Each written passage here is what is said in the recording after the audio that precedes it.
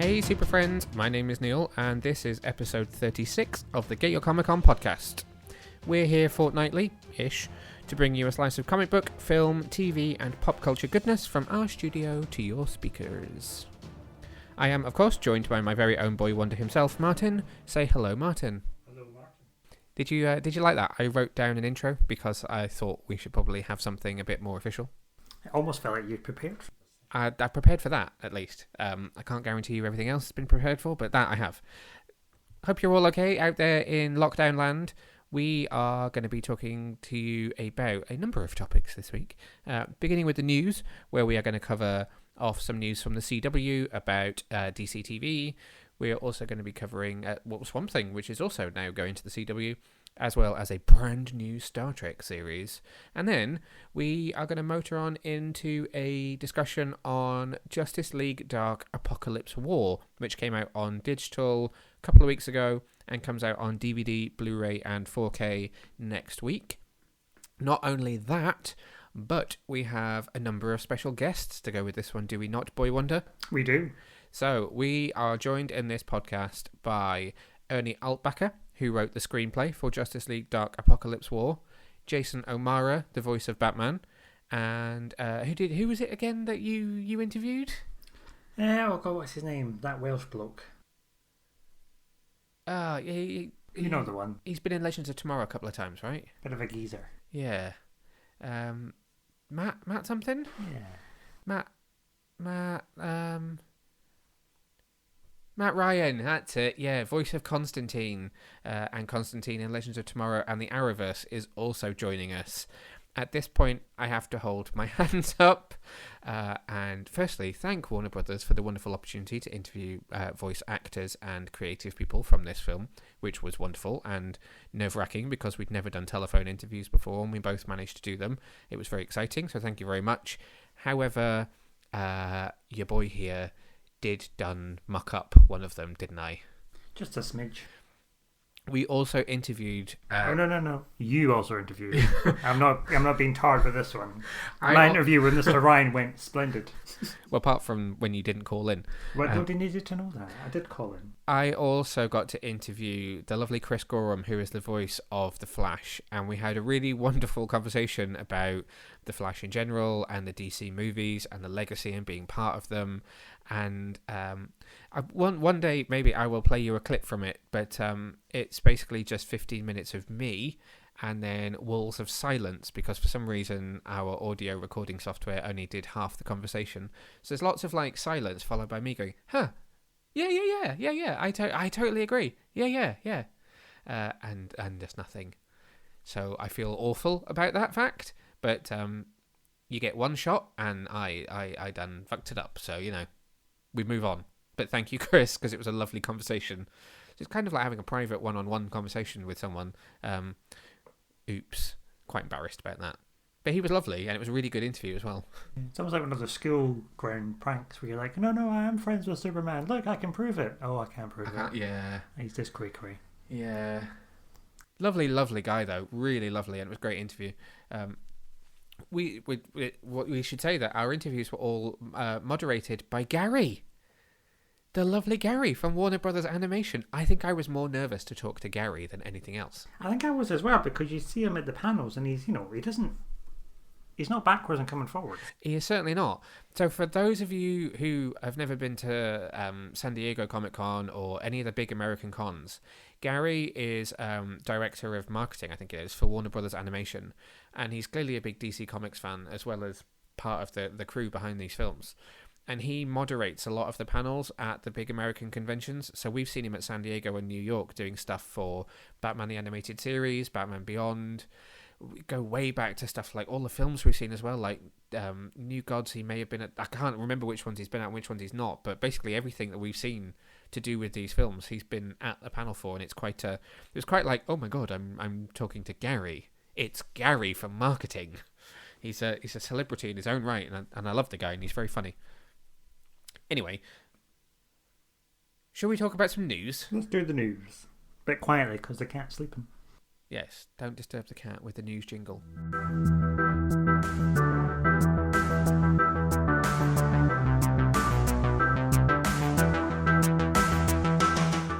First up in the news this week is the confirmation that the CW are postponing all of the new series launches from the usual September-October timeframe to January 2021 onwards.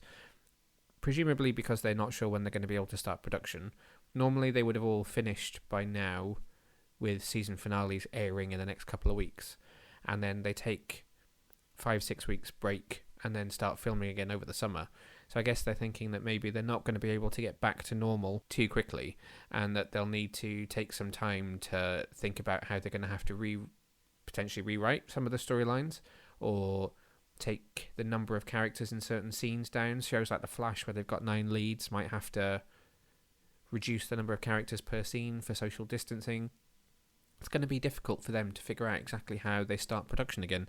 But what they have announced is that Batwoman will be airing on Sundays, paired with Charmed. Mondays will be All American and Black Lightning. Tuesdays will be The Flash, paired with the new Superman and Lois series. Wednesdays are Riverdale and Nancy Drew.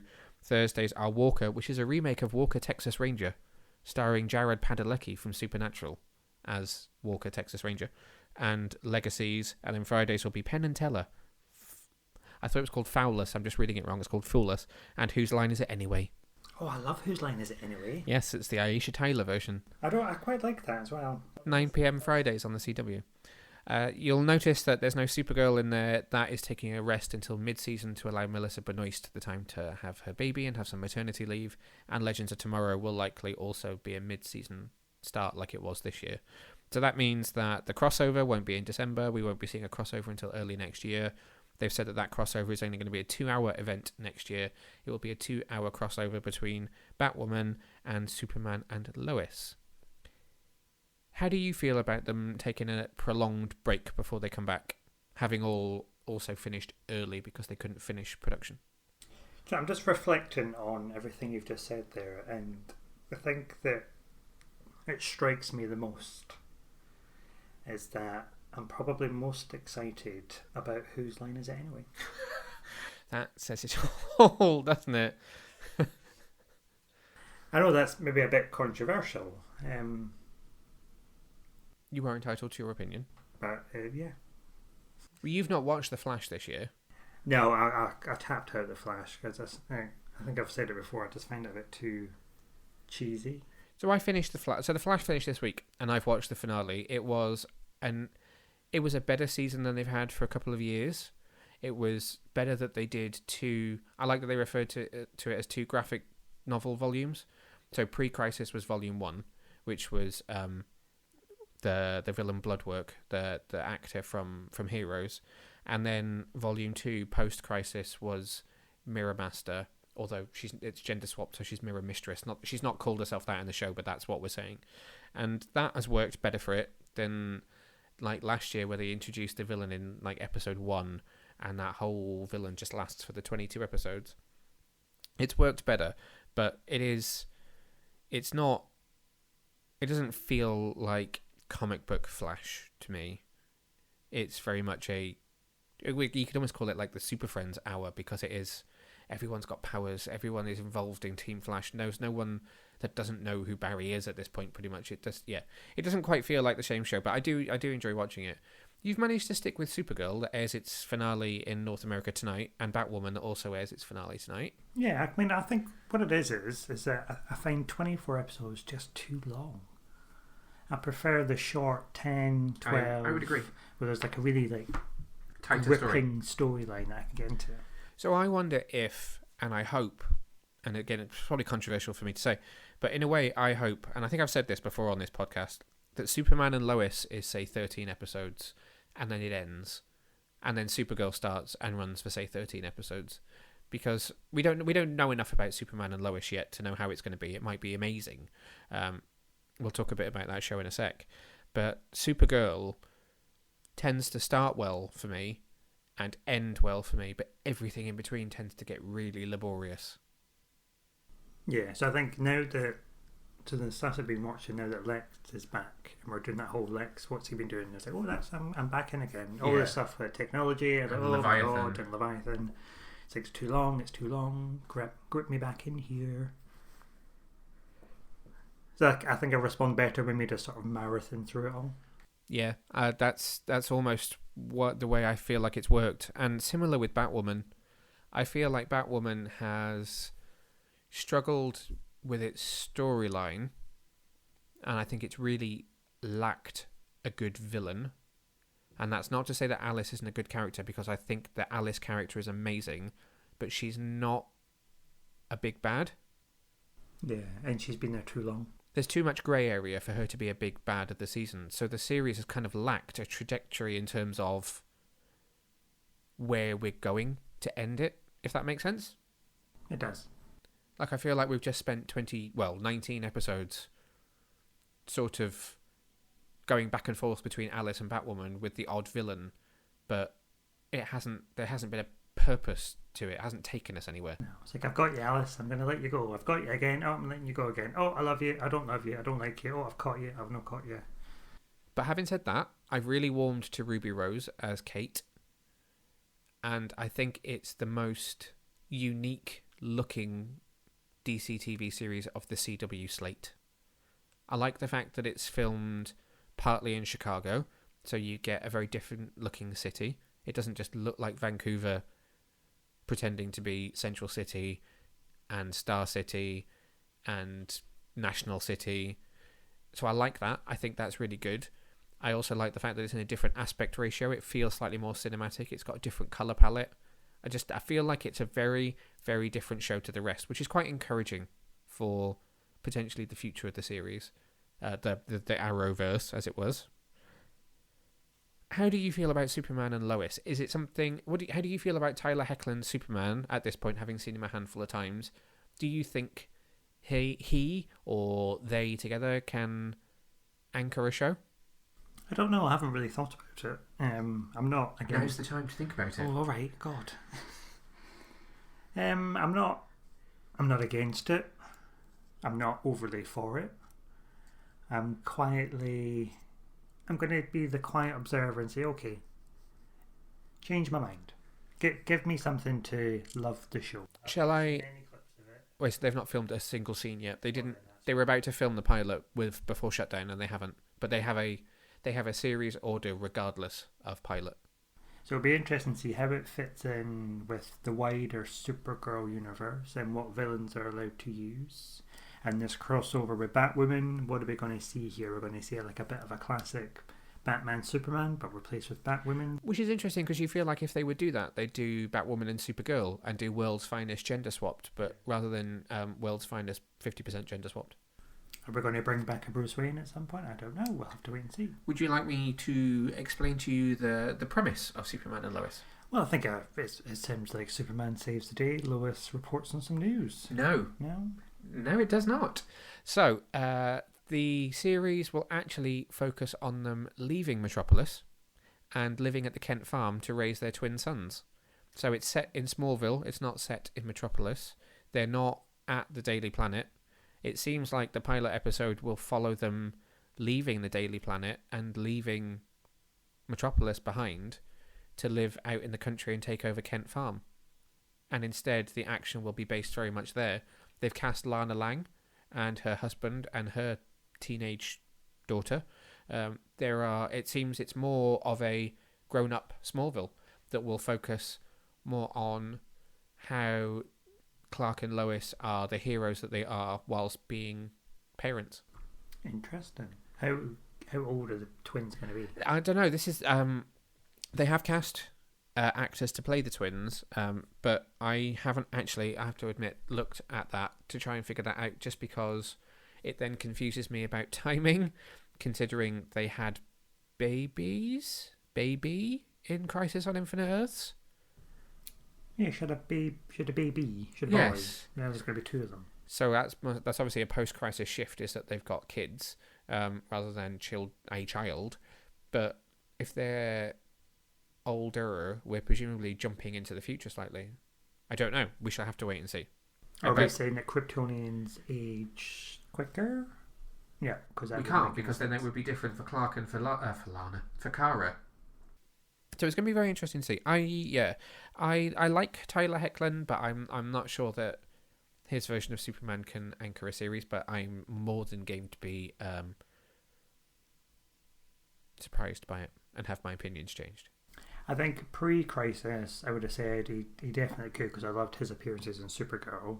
But during Crisis, having him up against Brandon Ruth, that didn't hurt his case.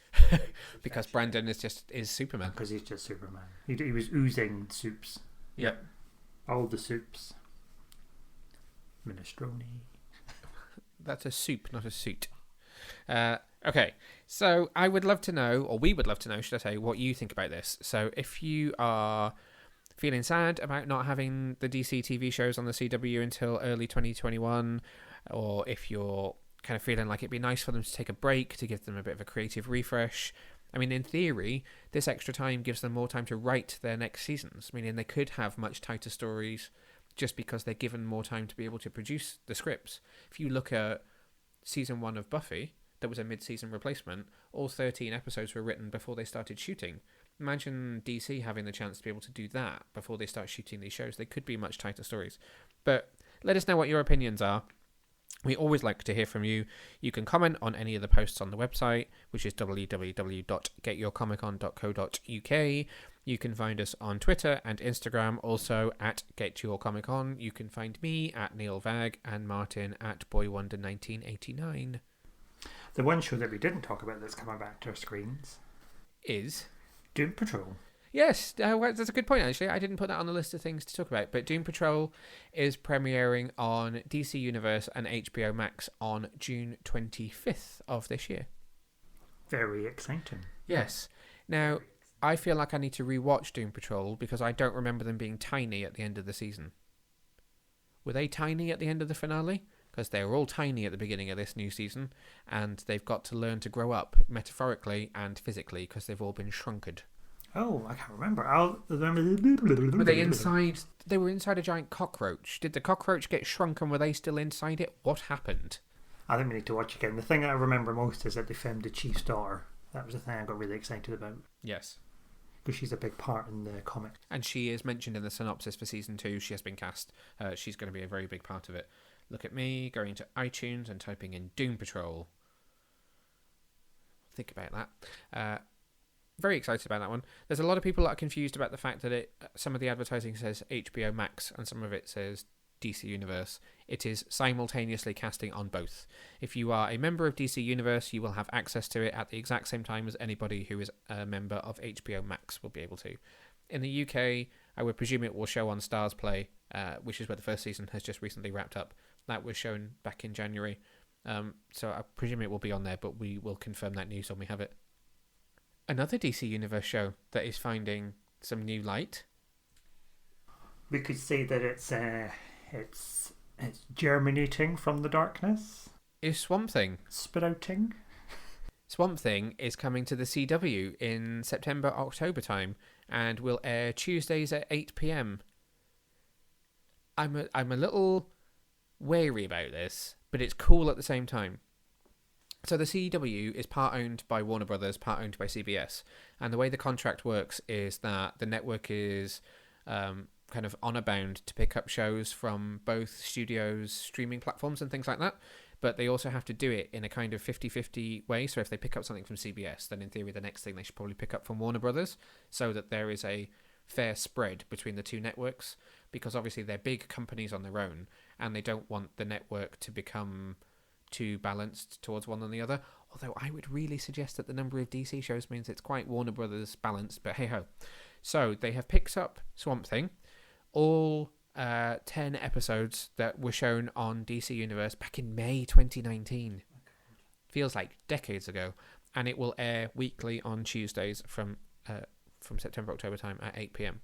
Now I wonder how much they will need to cut for an 8 p.m. I'd imagine quite a lot. Or at least some of the gore anyway. You're not going to see like hand in the blender kind of stuff, are you? No, or like leaves. Turtle soup. Or I'm like getting torn apart by a branch and stuff. Yeah, so it's going to be, I guess, a slightly sanitized version of Swamp Thing, but there's nothing to say that. So the way the deal works is that they have the rights to show it on broadcast and on their own streaming service. So CW Seed will probably also have the uncut versions, maybe. So it's, I don't know. people out there. CWC, they've got their own streaming platform. Yeah. God, there's too many streaming platforms. That's where the animated Constantine was, the animated Vixen series, and the one on based on Russell Tovey's character from Earth X, the Ray. He had his own animated series as well. It's a double-edged sword because it'll be a shame to see it being cut slightly from where it was originally, but it's amazing that it's going to get opened up to a new audience of people that wouldn't have seen it before. I mean, it is available on Blu-ray in America. Likewise, it's available on Amazon Prime here. I don't think it's been released on Blu-ray here. But it's going to open it up to a new audience. And the head of the CW has obviously now been asked 1 million times, even though this news has only been out for a week. Are you going to make new episodes? Is there going to be a season 2? Season 2 Swamp Thing. Woo, save Swamp Thing. And he has said, look, we have the 13, well, should have been 13 episodes, 10 episodes. We will show those. If for some reason it's a runaway success, then we will have a conversation with Warner Brothers about whether they want to continue it. But that's not a conversation that they have had. I mean, it'd be exciting if they did, but at the same time, I'm slightly anxious that it becomes 2CW. Yeah, that's the thing that a lot of people have said is actually, if Swamp Thing was now to continue, would it be too sanitized?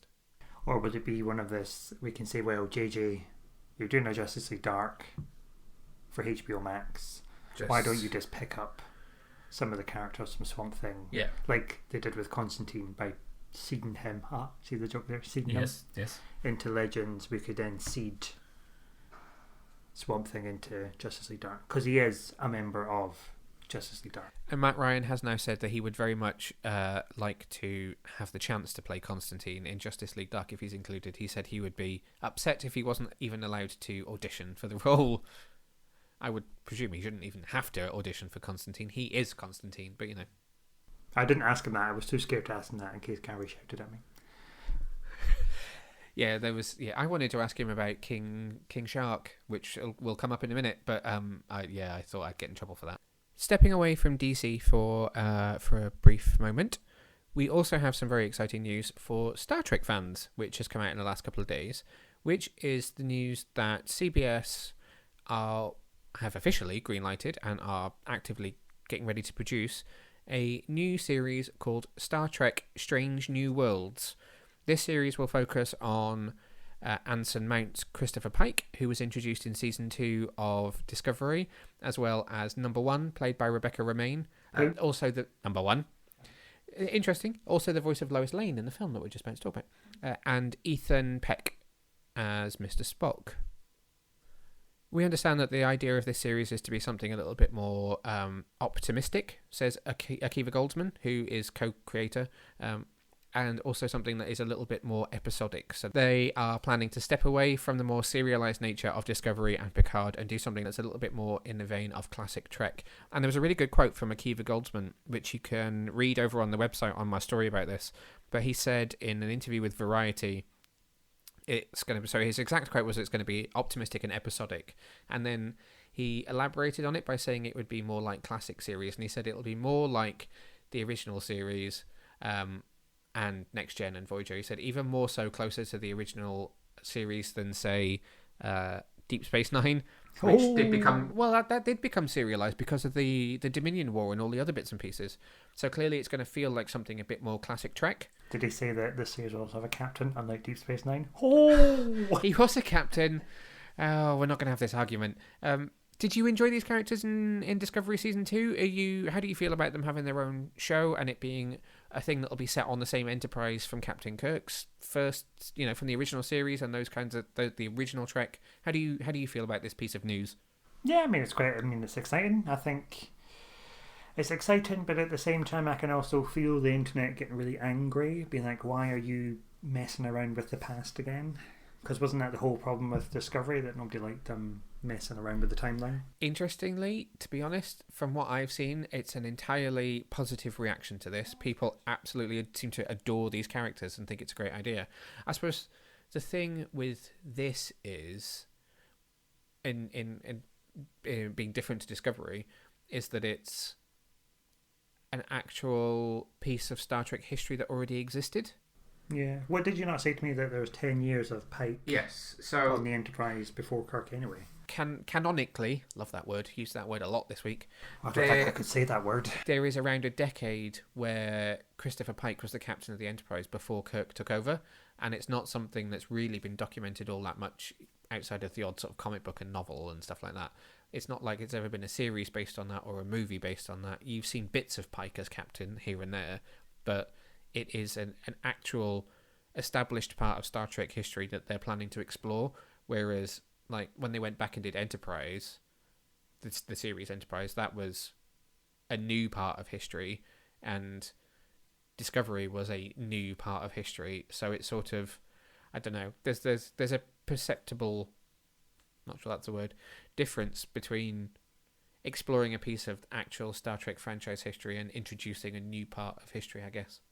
But it seems to be widely successful. If you don't know, it's not out yet. Widely accepted. Well, I'm excited for it. We don't know when it's going to air yet. Obviously, they can't produce anything. They, as far as we understand, they're working on things like set design, prop design, and trying to decide what it will look like. They've got an already established set from the Enterprise that we saw in Discovery, but they may well, I guess, augment some of that a little bit now that it's going to be exposed a lot more heavily for its own series. But it's something that will be coming soon. So that is the 5th series, I think, that CBS All Access is working on. Because you've got Discovery, about to go into season 3. They've just announced that Jeff Russo has just started scoring it. So at the point now where there's episodes that he can actually orchestrate his score to, so they're nearly ready to start airing. You've got Section 31, which is still in development, which would star, I was going to call her Captain Georgiou, Emperor Georgiou, whatever you want to call her, the alternate universe version. You've got Picard, getting ready to produce Series 2. Lower Decks, which airs later this year, which is the animated kind of adultish comedy. Now, they've confirmed that that is set not long after Nemesis. So that is very much in a future where the Enterprise E is still around, Picard's still the captain of the Enterprise, and it's shortly after the events of Nemesis. And then, obviously, you've now got Strange New Worlds as well. So that's exciting. A lot to come from the Star Trek universe at this point in time. So Star Trek is well and truly back. Yes, despite what certain corners of the internet would like you to think, Star Trek is absolutely here to stay in televisual form. It is not cancelled, it's not axed, it's not dying, or whatever else these very strange, racist, homophobic people in certain corners of the internet would like to say about woke Star Trek. You might say it's beamed back into our lives at maximum warp. Absolutely. All right, let's move on to our big movie review for this week.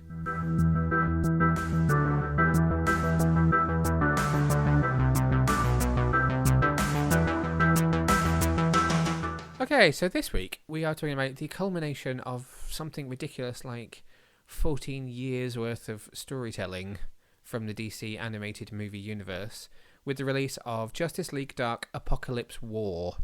Should we play the Super Friends at home a little clip from the film? A wee clip. Justice League. We are facing an existential threat to the planet. Our only option is to destroy Darkseid. Bow before me. A global war means everyone on the planet is at risk. Justice League Dark Apokolips War is directed by Matt Peters and Christina Sota.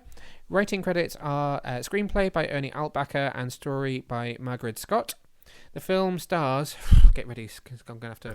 Well, give us like the top cast. well, yeah, exactly. We'll do it in order from IMDb, because there's quite a lot of them. So, we have Roger Cross as John Stewart / Swamp Thing. Rosario Dawson as Wonder Woman. Christopher Gorham as The Flash. Camilla Luddington as Zatanna, Shemar Moore as Cyborg, Jerry O'Connell as Superman, Jason O'Mara as Batman, Matt Ryan as John Constantine, Stuart Allen as Damian Wayne / Robin, Ray Chase as Etrigan, John DiMaggio as King Shark / Trigon, Tessa Farmiga as Raven, Liam McIntyre as Captain Boomerang, Tony Todd as Darkseid, Rebecca Romaine as Lois Lane, Hayden Walsh as Harley Quinn and Rainn Wilson as Lex Luthor. I will stop there and breathe. And it should actually, I have to say, just because of the number of times that he was mentioned by people that we interviewed about this film, we should also mention that it is produced by the absolutely amazing James Tucker, who has masterminded, albeit I think accidentally, if you hear him explain it, this whole animated movie universe. I say accidentally because if you see any of the interviews he's done to promote this film, lots of people have obviously said, how did you come up with the way this whole arc has gone from Justice League War through Throne of Atlantis to some of the solo films like Death and Reign of Superman, into Batman Hush, and then through into this film. And he basically said, we didn't really. It just sort of, we made a film and it did really well. And then we made another one and it went really well. And it just sort of built very naturally from there. I'd also like to give a big shout out to the composer of this film, Frederick Wiedemann, because I think this film has a really good score and I'm dying to get my hands on the album. So just before we start, yes, you were getting very distressed. Is distressed the word? Frustrated, slightly irritated, maybe. Was I? Because you were asking me what's your favourite film in this series, and I was saying films that weren't part of the continuity. Okay. So do you want me to explain the continuity? And you're like, oh my god, that's not part of continuity. So DC has released somewhere in the region of 40 animated films. If you go all the way back to Superman Doomsday, that was kind of the first one. That was when they did their first. We're gonna make a film. It's gonna be outside the continuity of like BTAS and Superman and Justice League and stuff, and it's gonna be direct to DVD, and then there's gonna be more that's gonna come after that. And then you had like Gotham Knights. You had First Flight from Green Lantern.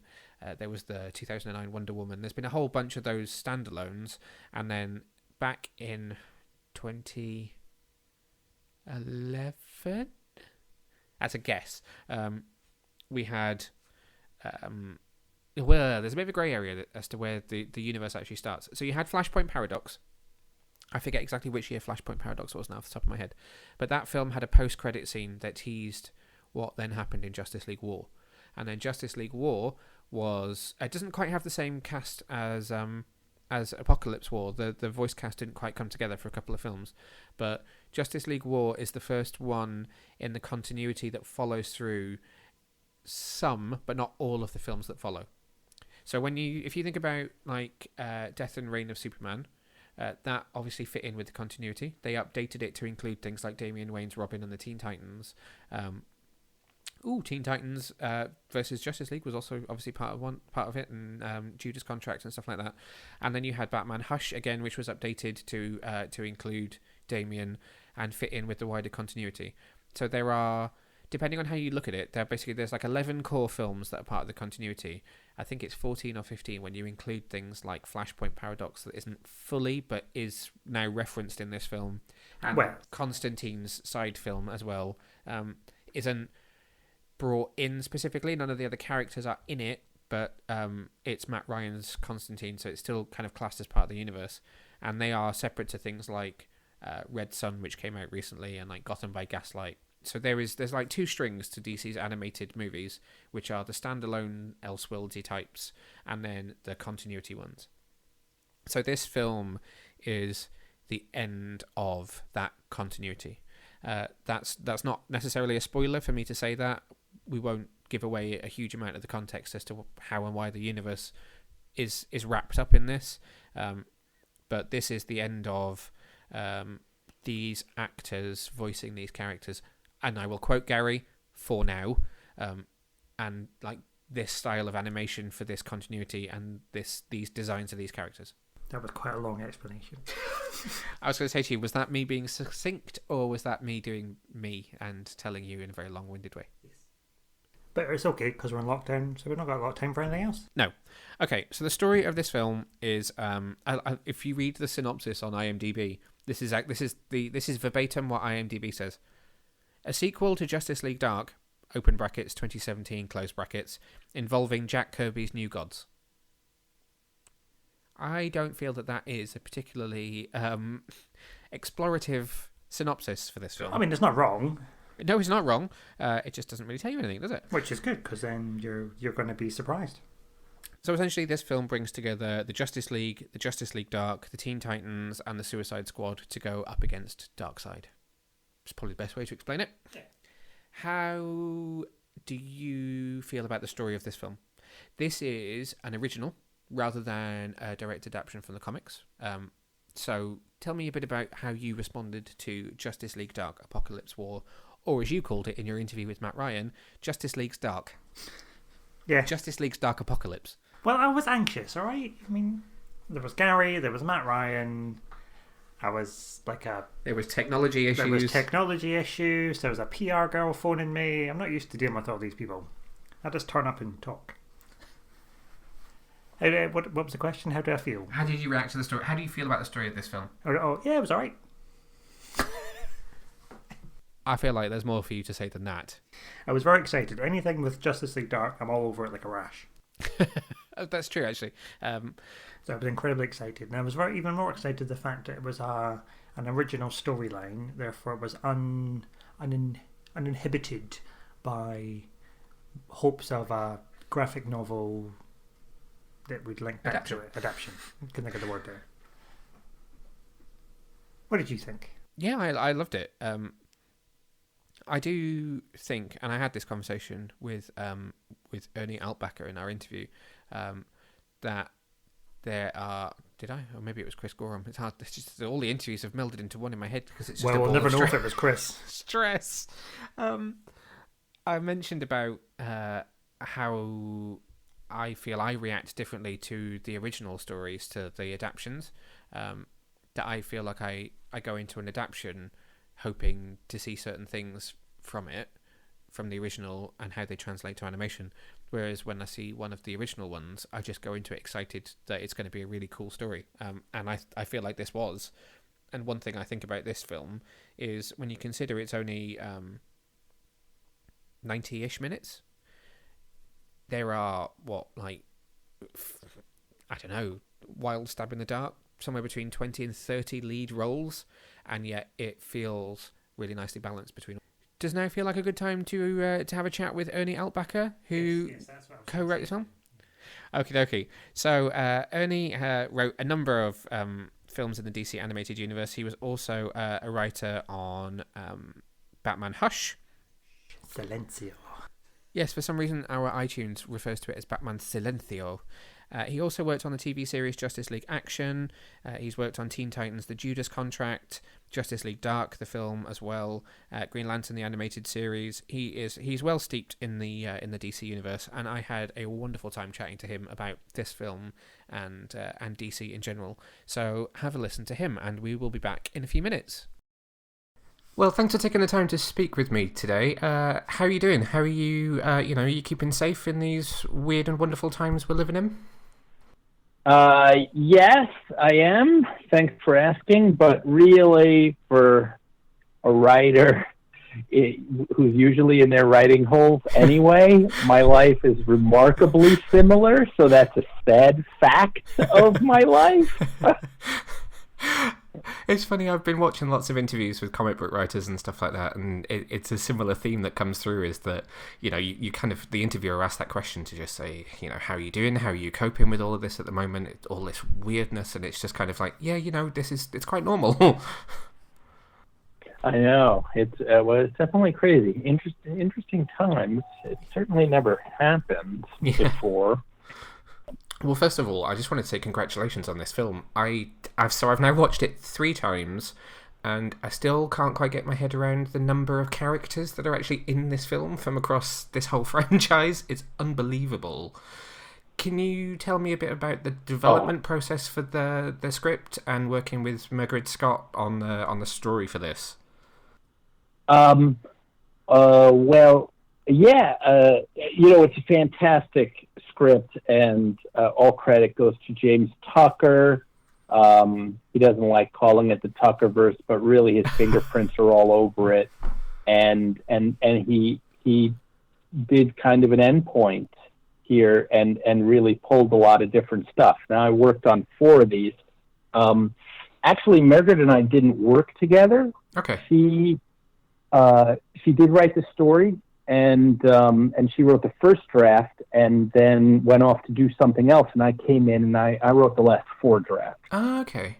So that's the way that went. But certainly, we both wrote it. You know, even though we didn't have a co-write. Yeah. People don't get that about the credits. If you see it separated by spelled out A-N-D, and, it means you didn't work together. If it's an ampersand, the symbol for and, that means they're a team, or you did work together. Okay, that's interesting to know, actually, because that was something that I wanted to make sure I didn't kind of start asking you questions that were completely out of your involvement with the film. But in terms of the drafts you were working on... like we kind of... Yeah, like I came in, there was a script, and then they wanted to spin it in kind of a different direction. Okay. So, there was I guess it was just like, we want more of the Justice League Dark stuff, more of it, So, like, I added Etrigan, right? Okay. And did a couple things like that, right? Yeah. It just up the creep and the Justice League Dark elements of it. That's really interesting. So, is that an area of the DC universe that you would say is really, really interesting to you? Oh, yes. I love Justice League Dark.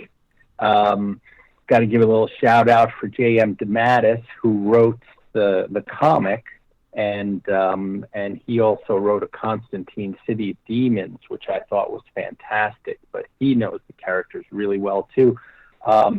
He and I share story credit on the first Justice League Dark, and I wrote the screenplay on that one. But Constantine's probably my favorite character to write.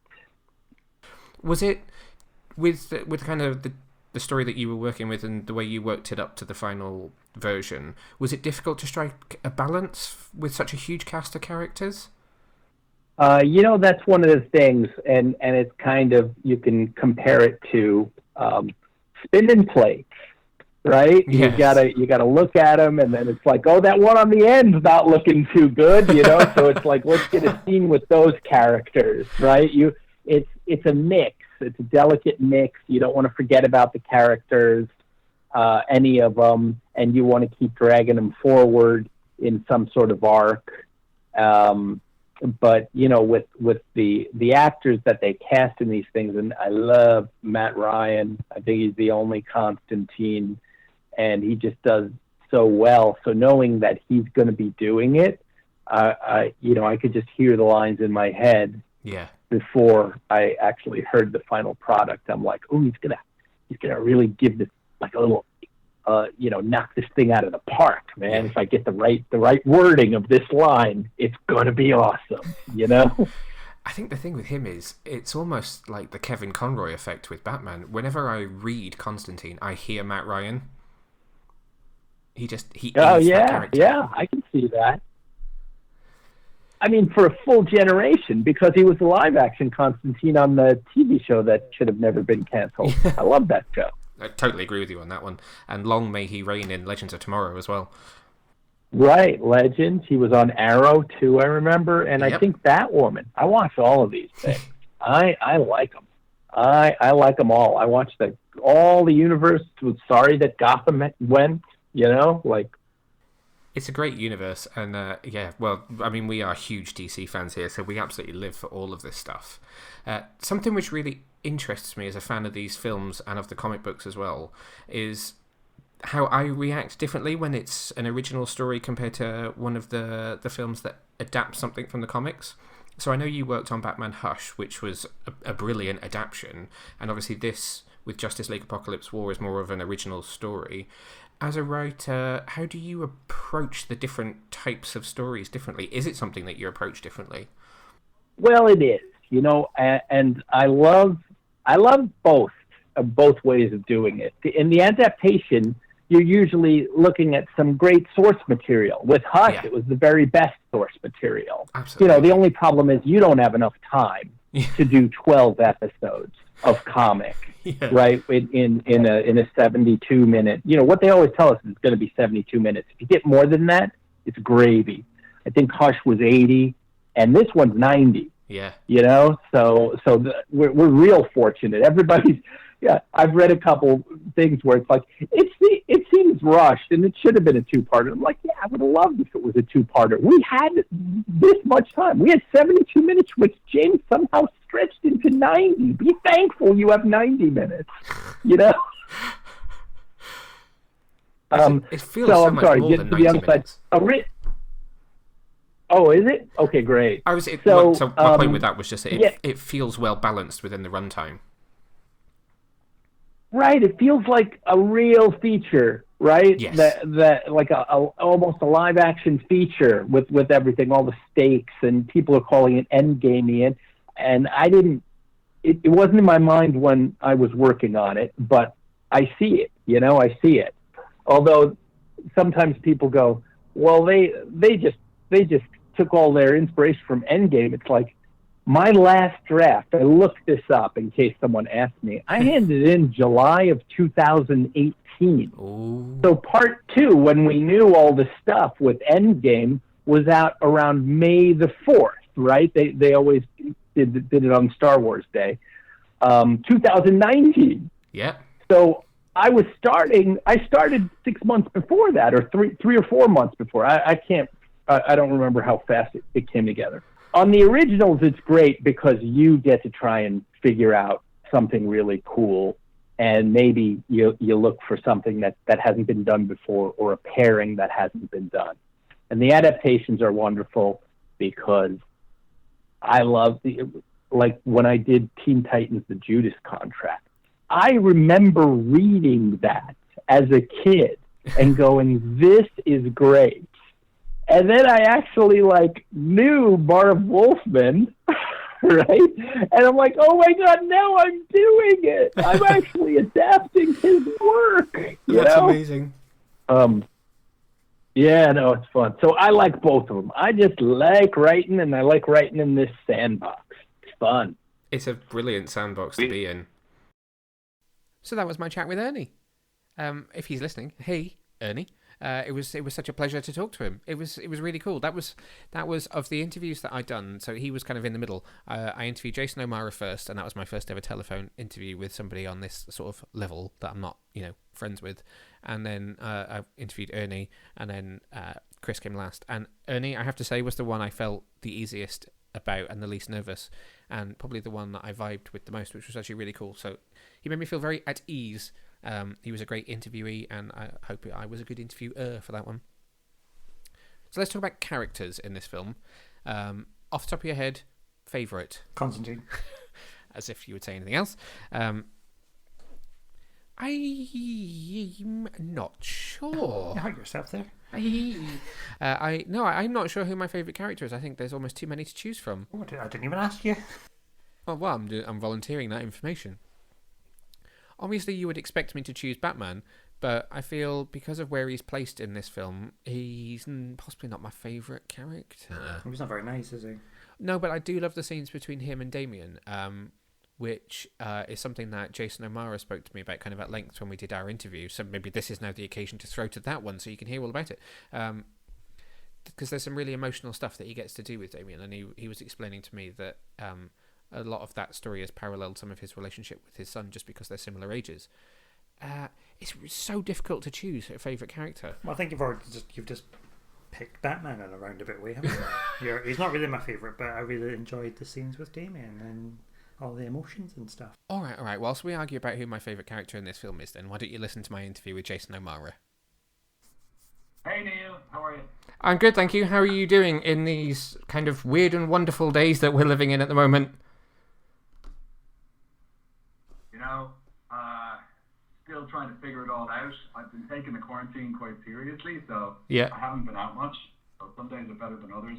I do a bit of work with Movember, which is a men's charity, and I just wrote a piece for them about staying sane in these weird times. Yeah. So I think it's important to have a morning routine that you can rely on and build a sort of a structure for your day and give yourself a sense of purpose particularly for guys. You know, we need to reach out to others and tell people what's really going on instead of just like, hey, I'm good, how you doing? It's like, well, actually, you know, I'm not good. This sucks, and I wouldn't mind talking about it.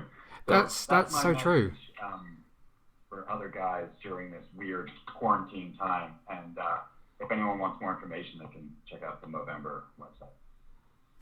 That's such an important thing to say in a time like this, actually, and it's something that some of us podcasters have been trying to do as well. We've been sharing a lot of, between us kind of male podcasters, we've been trying to share pictures of how our days are going and kind of just checking in with each other more than you would normally, just because it, like you say, it's so different. So important. Yeah. Okay, so Justice League Dark, Apokolips War. I have watched it twice already, and I still don't think that I've managed to process everything that happens in this film, or everyone that's in it. I mean, it's such an epic way to just bring all the characters from all of these animated movies across the last few years together. But kind of focusing on you and Batman, tell us a bit about where we find him at the beginning of this film, and a bit about his role in the story of Justice League Dark, Apokolips War. Obviously, there's a lot I can't say because definitely. If I gave any kind of synopsis, I'd be spoiling the story. and there is so much, like you say, you've seen it twice and you still haven't taken it all in. There's so much story in this. I think that's one of the most exciting things about it is the way it twists and turns and surprises and shocks. You know, Batman is essentially he's classic Batman at the beginning, bringing the Justice League together against its greatest enemy and foe, Darkseid. And it's going to take the Justice League Dark, Teen Titans, Suicide Squad. It's going to take all of these groups to battle Darkseid. And Darkseid has some pretty malevolent plans and methods in order to infiltrate these groups and turn some of the heroes against each other. So that's, you know, it's apocalyptic in the extreme. It is the epic conclusion to all of these to the series of movies.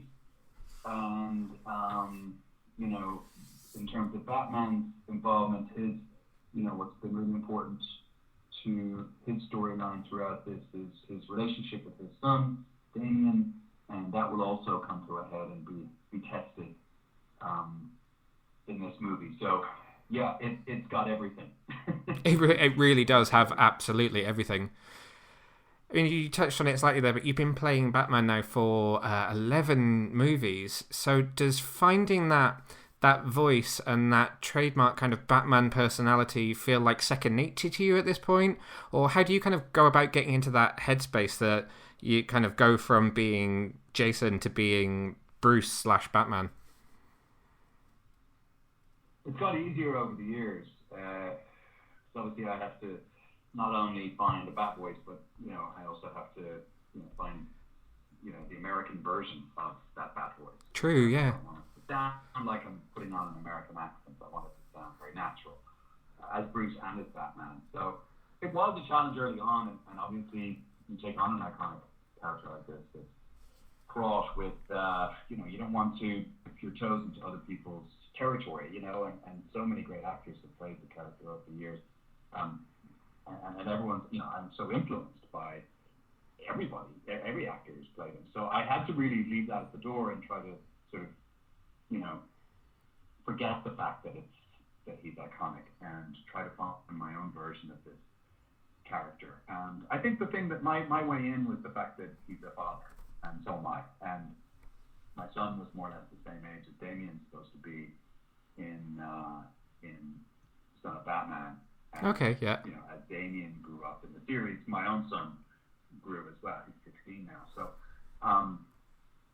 yeah, I think that really gave me a sense of ownership, and felt like I could bring my own unique qualities to the role, which would, as a result, you know, the outcome would be hopefully that I would put my own stamp on it and have my own little corner of the DC universe.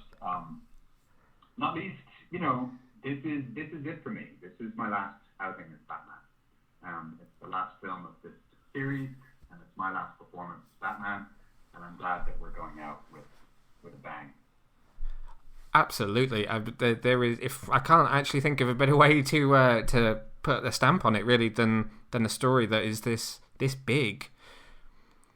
Kind of thinking back over those films that you've done now at this point, how do you feel like he's grown? And I guess what I'm trying to think is the way that the continuity between all these films has kind of been knitted together.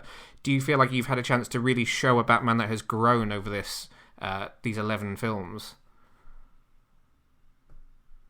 Yeah, I mean, I feel like I've been given opportunities to bring every aspect of Batman to bear, depending on the film. Obviously there have been films that were family heavy and focused on relationship with Damian, particularly early on, where you have that sort of trilogy within a series of Son of Batman, yes, Batman versus Robin, and Batman Bad Blood. That in particular I really enjoyed because it was a pretty defined story arc for Batman and the people closest to him. But there have also been films that give a nod to the overarching storyline, but are not standalone Batman movies, like all the Justice League movies, the Teen Titans movie in there, Justice League Dark was kind of on its own, and then you had Batman Hush, which was really the big standalone Batman movie from last year, and that for me is probably the most special because I was such a big fan of the original comic book and graphic novel that to be given a chance to be the voice of Batman for that adaptation was a huge honor, and I'm just grateful that James Tucker and Gary and the gang kept bringing me back, and we found ways to keep the continuity and found ways to have me keep coming back as the character. Even when he had a small role in something like Death of Superman, we always found a way to keep the continuity, which is harder than it sounds because you're talking about 6 or 7 years of scheduling and different levels of involvement and scripts and availability, and I've been off in far-flung reaches of the world filming stuff. So I'm really proud that we were able to keep it going for so many films and essentially for the entire series. And I hope one day, I'm sure there will be, because it won't be lost on Warner Brothers home video, but I hope one day there's a compendium of these films, a big box set that you can sit down and watch from beginning to end in order and binge it like an epic TV show. I can't imagine what it would be like to sit down and binge all of them back to back like that. Actually, it will just, it's such an epic storyline. It'll be about 30. Each one is about 80 to 90 minutes. Yeah. So we should be talking about 20-something hours, 27 hours or something. Well, if there was ever a time to do it, it would be now, while we're all stuck indoors. Yeah, true. And once this movie comes out on Tuesday, you could probably do that. You could. In order. I guess without trying to veer too much into sort of spoiler territory on this one, was there any particular moment that was your favourite in this film? Or maybe there was a character that you've not really had a chance to interact with before that you have this time around that you particularly enjoyed? I personally loved seeing all of the groups in it. Like I loved seeing like Suicide Squad and Teen Titans and Justice League Dark, all those characters and sort of interacting with each other. I thought that was really cool. But for me, I'm always going to come back to the same thing where this character, this version of Batman is defined by his relationship with his son. So there is a climax to this film, which is in itself a climax of the entire series. There's some beautiful scenes between Batman and Robin, Bruce and Damian, and that they would probably be, you know, the heartfelt, the dramatic, and they would probably be my favorite in the movie. I think like we earned them too. Oh yeah, There's absolutely. lots of action, there's lots of fighting, there's lots of explosions, there's everything you can expect out of a DC animated universe superhero movie, but there's also some very human moments. And as an actor, I'm always going to be fond of those. I completely agree. The scenes between Bruce and Damian are excellent in this film. They are. The fans are going to absolutely love it when they get to see it. I hope so. So I know you said that this is your last outing as Batman, but a bit of a what if question. If you know, in a few years' time, Warner Brothers call up and say, hey, do you want to do just one last go around as Batman? Was there anything in particular, anything from the comics or anything from the history of Batman that you can think of that you've not done that you'd like to do? Before you answer, I'm saying this is his last time for now. Yes. Thank you, Gary. That's exactly what we wanted to hear.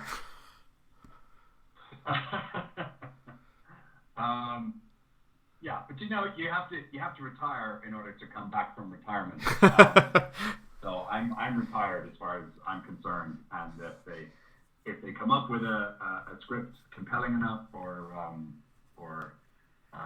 you know, something that would change my mind, then or maybe, you know, a group of people I'd really want to work with, then that would be a different conversation. But there are no further plans for this Batman or this series. So not really. I feel like I've done everything. I was going to say I'm a big fan of the classic villains, so yep. I would love to do something with, you know, I've never the Penguin hasn't been involved in any of the movies, and so maybe a few of the other classic Batman villains, but I wish that, you know, in Batman Hush there's a very limited involvement with the Joker. I would love to do more stuff with the Joker, because I love the Joker. Just like most other Batman fans, I feel like the Joker defines Batman. They're two sides of the same coin.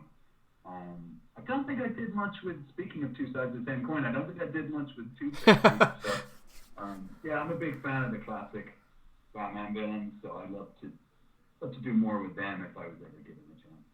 Okay. So one more question for me, and you've kind of touched on this already, and like we've said, it's difficult to say without spoiling too much of the film, but what can fans expect from Justice League Dark Apokolips War? What can fans expect? Yep. An epic and thrilling conclusion to a highly successful DC animated universe continuity of films that will satisfy any Batman or DC fan, and hopefully we will both conclude and wrap up stories while also leaving people wanting more. Because you always want to go out leaving people wanting more. You know, any actor or storyteller or filmmaker will tell you that's always the goal. So I think people will be sad when it's over. I certainly am. Definitely. But at the same time, we have to look back on the work that's been done and be grateful that it happened. I completely agree. Could not have put it better, and definitely did. It was a sad ending, but an ending that definitely left us wanting more. So I think the perfect way to go. Good. Great. Thanks very much. Thank you so much, Neil. Thanks, guys. See you later. Well, all right. So I think actually maybe Constantine is one of my favourite characters in this film because he does... Oh, you can't have him. He's mine. Oh, I didn't realise there was possession over favourite characters. No, I'm only kidding. Damien is also very good. They're all really good characters. Is there anybody that you would like to have seen more of? Is there any of the people that are kind of not maybe at the very, very forefront of the film that you would like to have seen more of? I would like to see more of Zatanna, actually. Okay. Because she's got a bit of a raw deal. She certainly did. And how do you feel about Constantine and Zatanna, and particularly when he left her behind on Apokolips? Well, me and my friend Matt, we spoke about this. All right, okay. And what did your friend Matt say about it? Because, he had some interesting thoughts on the relationship between Constantine and Zatanna. Yes. Because, he's such a gent. And then it's a nice thing. What am I trying to say? It's very typical of their relationship so when you see him do what he does, you think, oh, well, that's just Constantine being Constantine, just a bit of a dick thinking of himself. But actually, it's a lot more complicated than that. I would say that there is their relationship is very complicated. Their complicated is very relationship is what I was about to say then. Yeah, that's a very complicated sentence. And there is a level of emotional complexity to this film for a lot of the characters.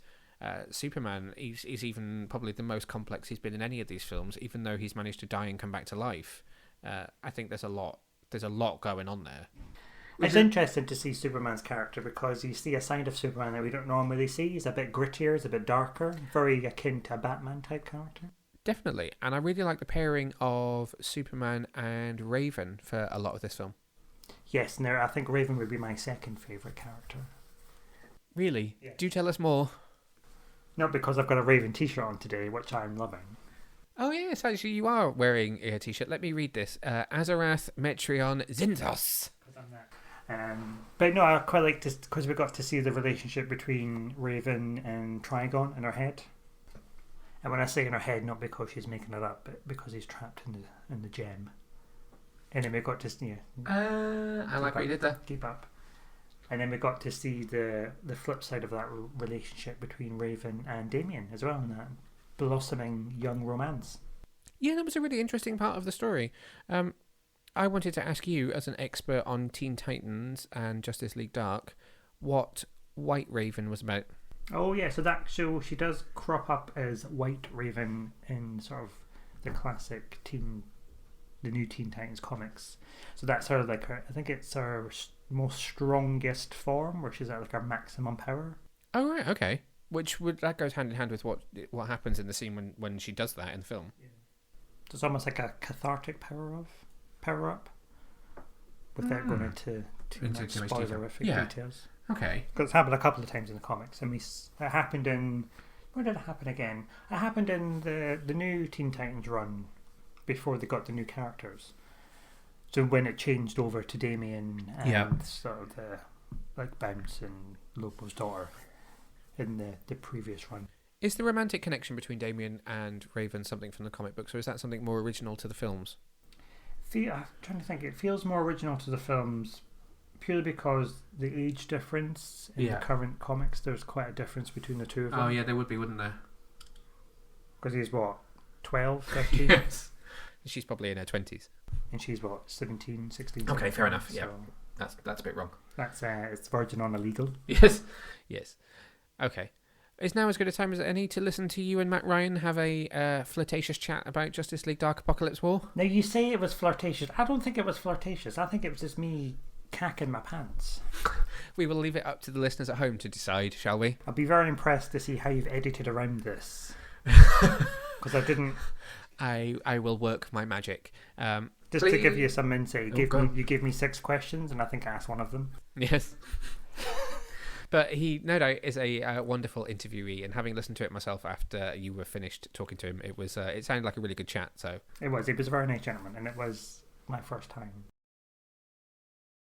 So Martin, where are you, Martin? I'm from London. I'm calling from London at the minute. Oh, you're in London, are you? Yeah. Oh, I'm in Swansea, mate. Are you in Swansea? Oh, amazing. But yeah, I made it back, and then I got a lockdown here, and I'm lucky because I bought a house to rent out, and then my brother was renovating it, and we got stuck here, so it's great. We've got a house to renovate, and it's wonderful. Thanks for fitting me in. I had some technical problems this morning, but I'm glad I've been able to make it back in to chat to you.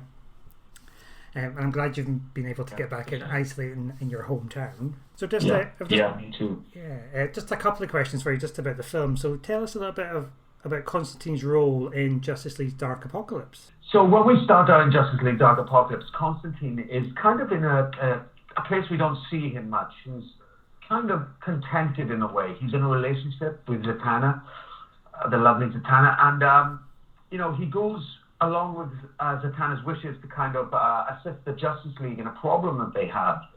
and everything goes wrong.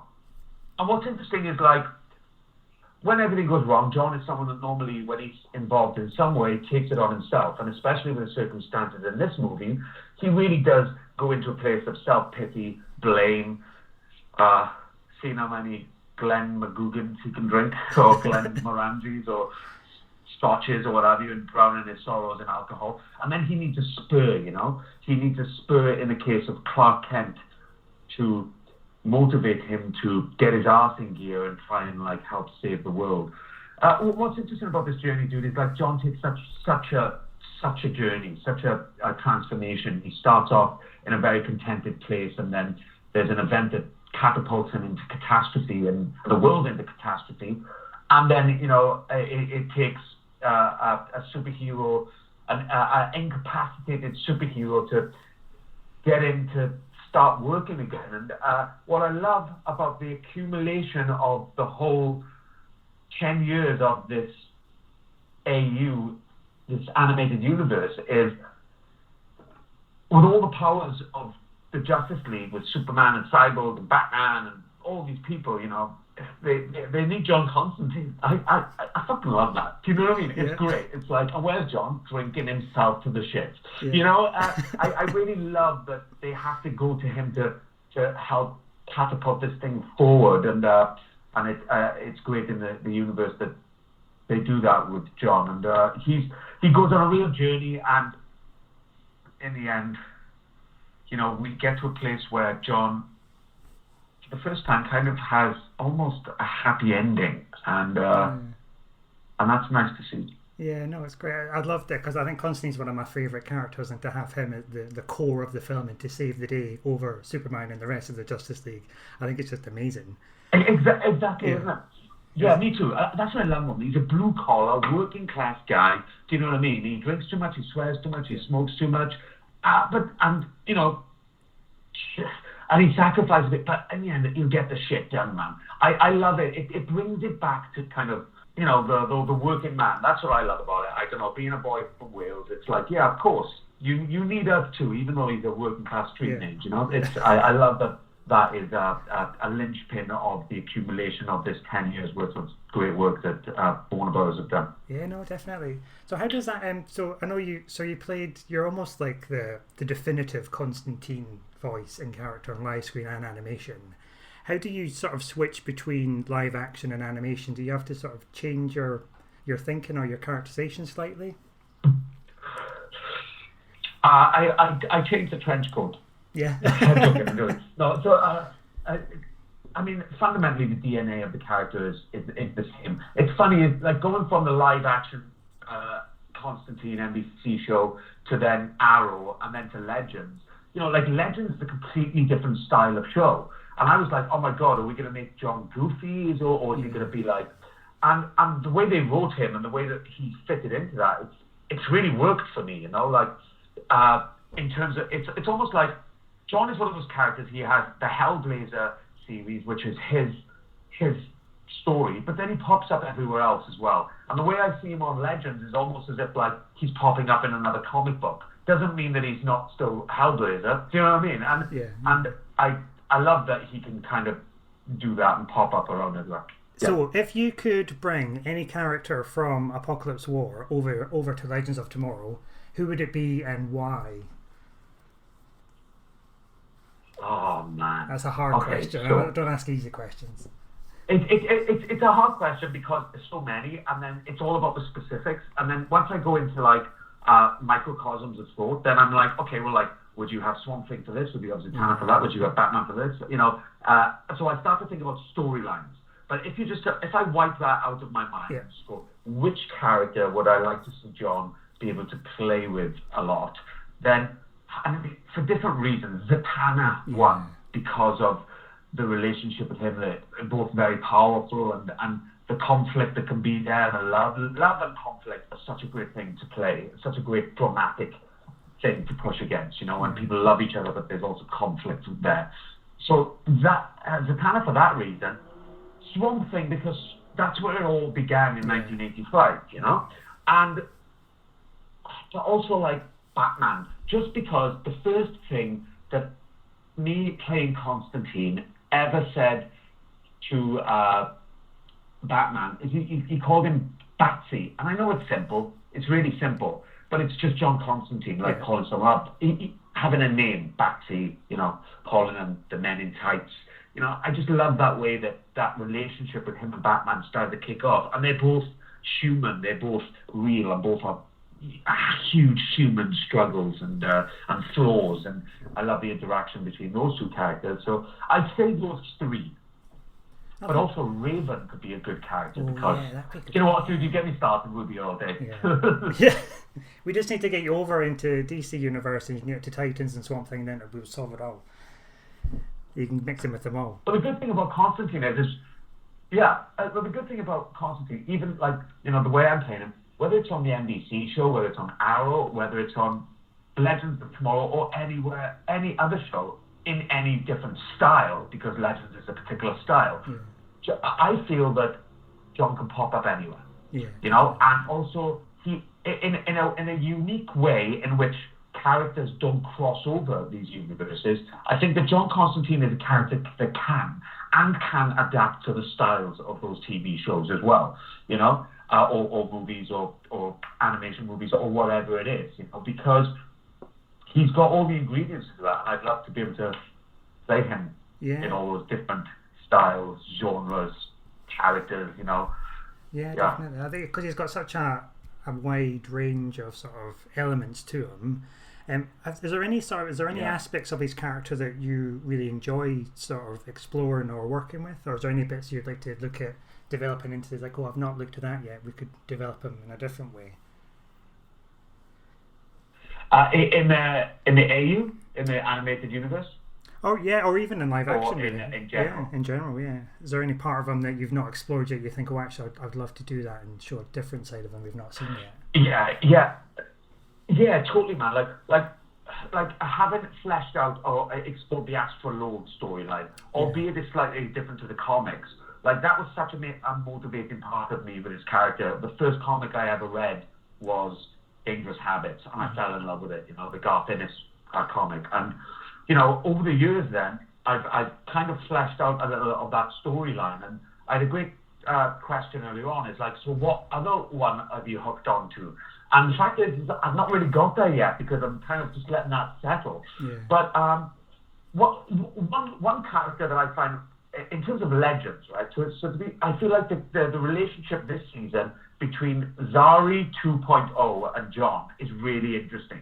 It's almost a bit Zatanna-y in a way, where I mean, and I don't mean in terms of what the character of Zari is, but I mean specifically in terms of the way that John feels about her, or at least that's what I feel anyway. And I know that there was this moment when I was said to Tala, I was like, oh my God, this is very like Zatanna John, and she was like, what's that? And so I told her about it, and it was really interesting. I think even though John has had so many lovers and you know, and all over the years, I think that Zatanna is such a linchpin in terms of his love. And to explore that love in John is something that would be interesting, you know? Yeah, John always is self-deprecating, has guilt, has shame, will always sacrifice someone. But to kind of take him now that he's kind of good, John Constantine's never kind of good, right? He drinks and smokes too much. And has demon problems. But like, he just has a slight case of demon problems. Yeah. But, you know, where he is now, it would be great to kind of like see something where John grows into something different, and then it trips back, you know, and then it's his fault, you know, like really. Do you know what I love to do? When we were doing the live action show, I used to say to the writers, I was like, do you sit there and think, what could we do this week to torture Matt Ryan? Because like every week it used to be like, they would be doing something to me, like, oh, I'm covered in blood today, I'm doing it. And I love it, you know, I love it. But I made a joke about it. But there's something about that with me, with John. There's something about, like, I want to like, set him up so he's okay, and then fuck him, you know, so that he, like, really has to, like, deal with it. I want to see John in those positions. I think we all do. And that's what we love about him, because he's not going to kind of, like, use his magic to make everything magically okay. He's going to suffer like a human being. And that's what I love about him. Perfect. Wonderful. If I've got time, just one last quick question, just to wrap it all up. So, what would you say to somebody who's never seen this film? Why should they go and see it? What can fans expect from Justice League Dark Apokolips War? I would say that if you like movies or stories where people have to step outside of themselves and pull together and face their inner fears to come together to save the world, then this is that movie. And there are so many different characters representing so many different walks of life. It's got everything you need. It's got action, humor, love, war, disappointment, death. So why wouldn't you? Amazing. I'm sold, and I've seen it. I mean, I've already seen it twice. I'm going to watch it endless times more. I know. I've seen it 3 times now. And the funny thing was, like, I've watched a bunch. Once I started doing these movies, I went and started watching them. Gary sent me a bunch of movies, and I was like, oh, I get into them. I love them, man. And so when I knew I was doing these things, and I'd seen the movie before, I was like, nah, boys, I'm going upstairs. I'm going to sit there, and I'm going to watch at least 4 of the movies, just to, like, get my head back into it, and then I'm going to finish again with this one. And I think as a fan, you know, this isn't me like trying to plug it, but as a fan, man, growing up watching Batman on Saturday morning, you know, in my house in Wales, like, it's fucking great, man. It's very, very satisfying to see it all, and to be a part of it. Then as an actor, I'm like, whoa, like I still pinch myself a little bit. You know, it's great.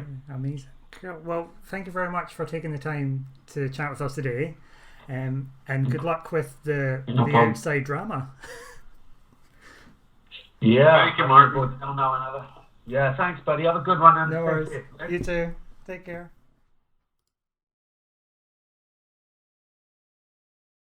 So before we take up too much of the lovely Super Friends time, because, you know, this is quite an epic podcast for us, what were your top 3 favourite moments in this film?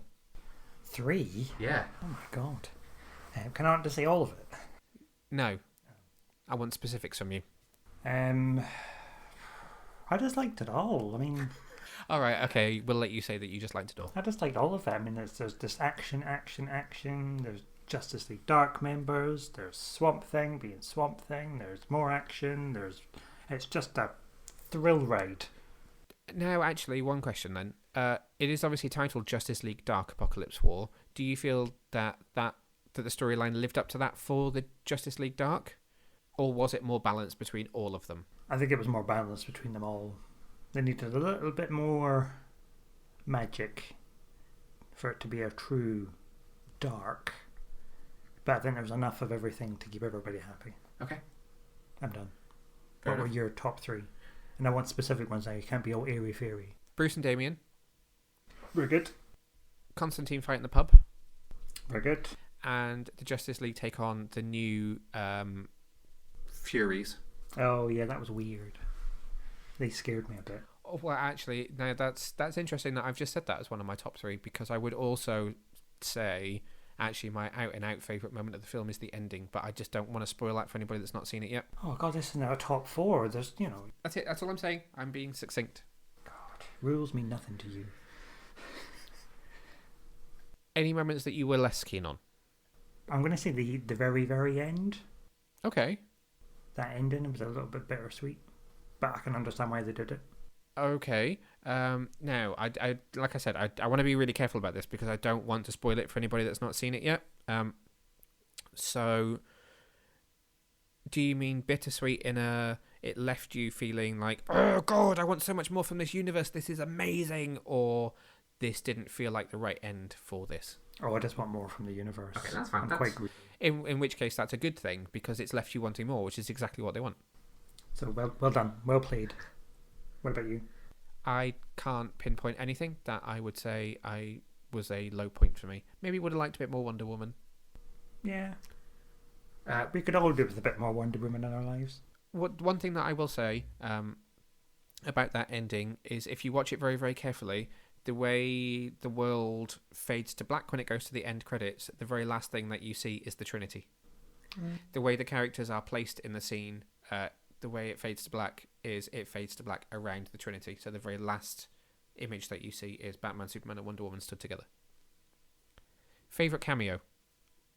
Swamp Thing. You? Batgirl. Was she in it? Yes. Batgirl and Batwoman are both in it. Oh, yeah. I feel bad for her because she was teased at the end of Hush. The end credits of Hush, you saw Batgirl step out of the shadows, and that was the first time we'd seen her in this continuity. And she was in her Burnside costume, similar to the one that she's now wearing in the Harley Quinn series. And we've not seen her since. So this was it. Basically, was a fight scene and a death scene. Yeah, that's a shame, really, because she needs her own film, really. Oh, all right, okay. Or like her own chance to actually speak and have a bit more story, not just yeah. Yeah, definitely. Final thoughts on Justice League Dark Apokolips War. If you've not seen it, why not? We've watched it 4 times, a lot, and it's excellent. It is. I would say it's the perfect bookend to the DC animated movie universe. You've not asked me to tell you what my review said. Oh yeah, what was your little social media review? Did you just belittle me there? No. I said something worse in my head. What did you say in your head? I can't say that on the ears. I gave this film a 9 out of 10. I said Justice League Dark Apokolips War is the perfect bookend to the stories which began back in 2014's Justice League War. Poignant, emotional and action-packed to the final moment, it's the perfect send-off to this era of DC direct-to-video filmmaking. God, that's a bit of a tongue tie, isn't it? DC direct-to-video film. Well, the way I wrote it was DCTV, because it's direct-to-video, DTV. It's interesting why we still say direct-to-video. I bet most some listeners out there be like, what's a video? Should it be DTDVD? DTBD? But what's a DVD? So DTBD then, direct to Blu-ray. But then people don't even have a disc anymore, do they? DTS, direct to streaming. Could be. DTD, direct to digital. DT4K, direct to 4K. There's plenty of options these days. It's getting a bit silly now. Yes. You give it a 9 out of 10. Yeah. What would have switched it up to make it a 10 out of 10? I'm just poking holes in your scoring system. Honestly, I think maybe a bit more runtime. So maybe allowing it to run to 2 hours. And it's a terrible strain on the animator's wrist. It is a terrible strain on the animator's wrist. You nearly slipped into Harley Quinn voice for a second there. It's a terrible, terrible crime.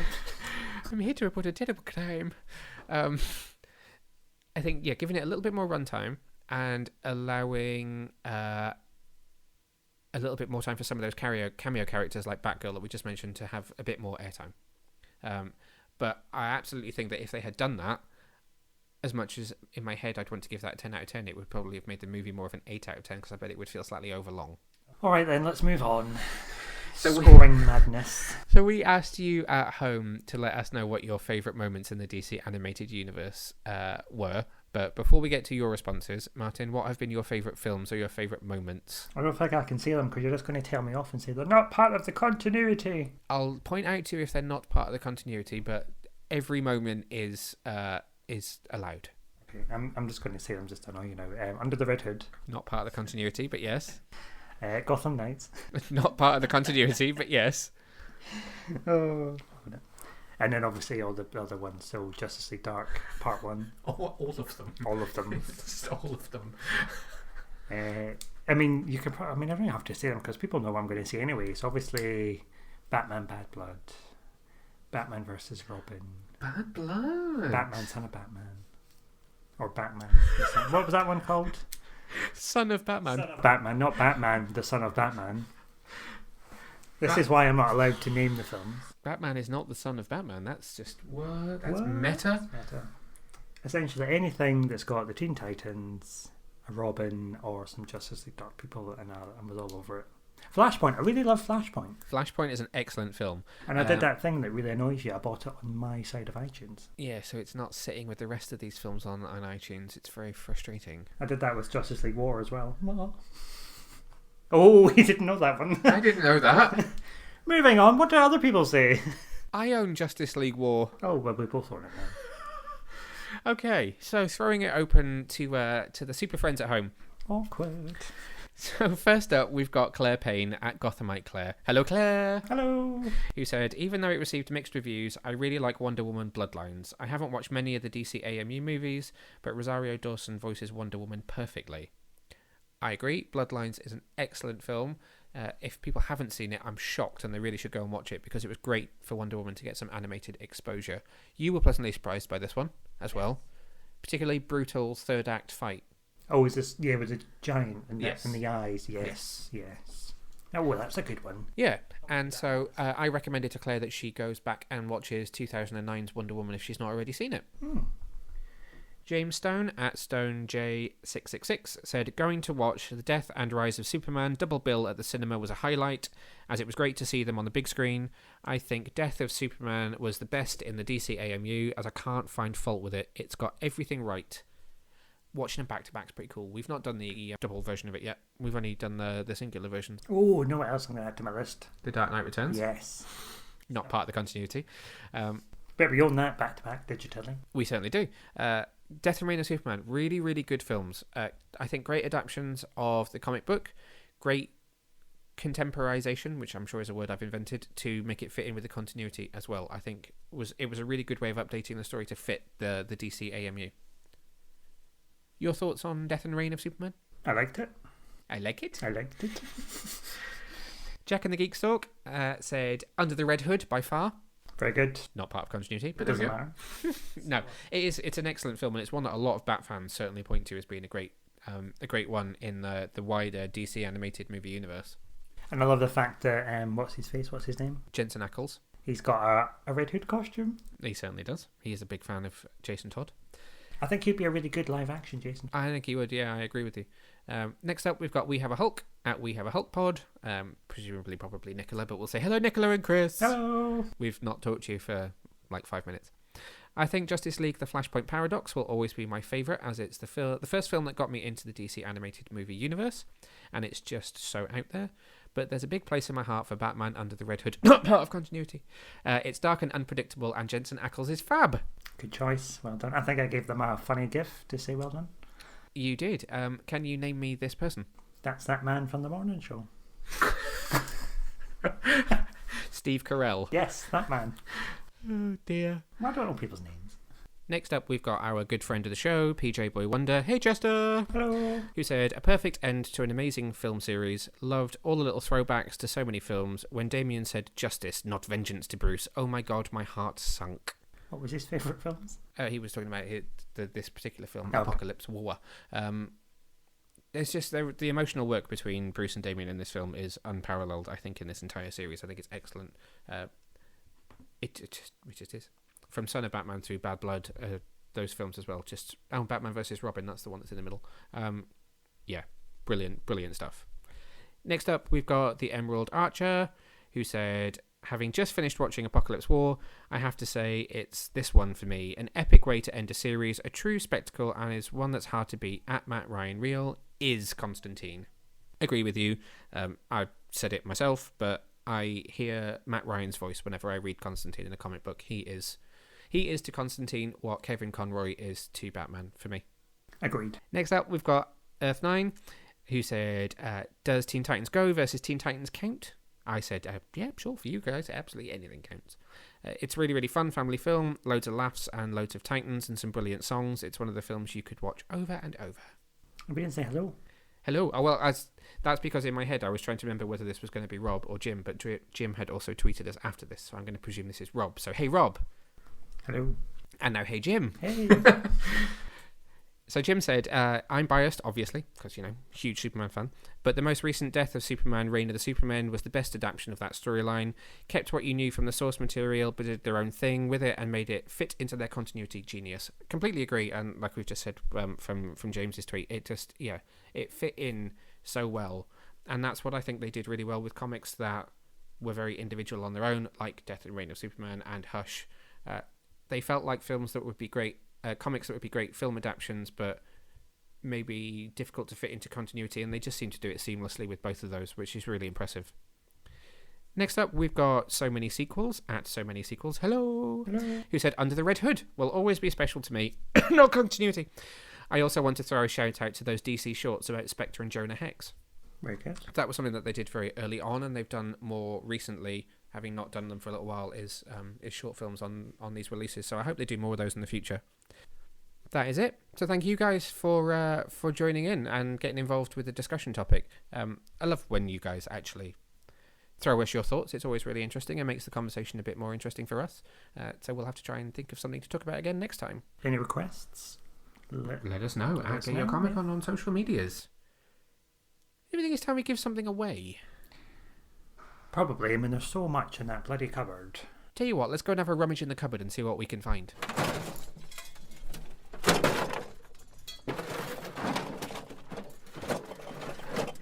Okay, so we have prizes to give away to 2 lucky winners for this week's podcast.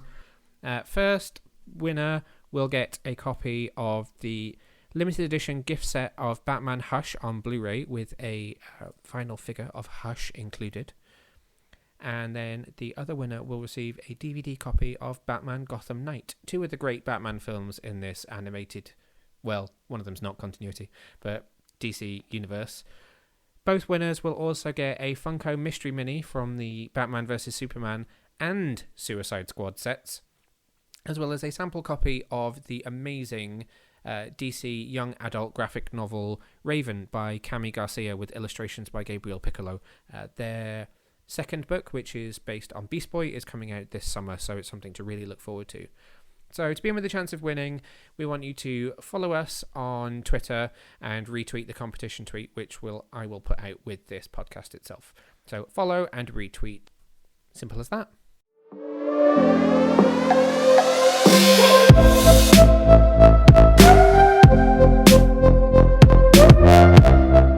What are we going to be talking about when we come back in a couple of weeks, Boy Wonder?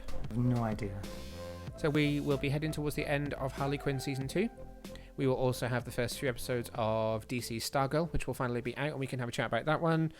No big movies, because there are no movies. So we'll just have to see what happens in the news. So I'd like to thank again Warner Brothers for giving us the opportunity to interview Ernie Altbacker, Jason O'Mara, Chris Gorham, and Matt Ryan. It was great to have them involved in some respect. Once again, apologies to Chris Gorham for completely stuffing up the technology. But thank you very much, and hopefully it's an opportunity that we'll have again for these films in the future. Until next time, super friends, stay safe. Wash your hands. Sing Happy Birthday, or replace that with the 60s Batman theme tune. Oh, that's a good one. That's what I do in my head. Until next time. Bye.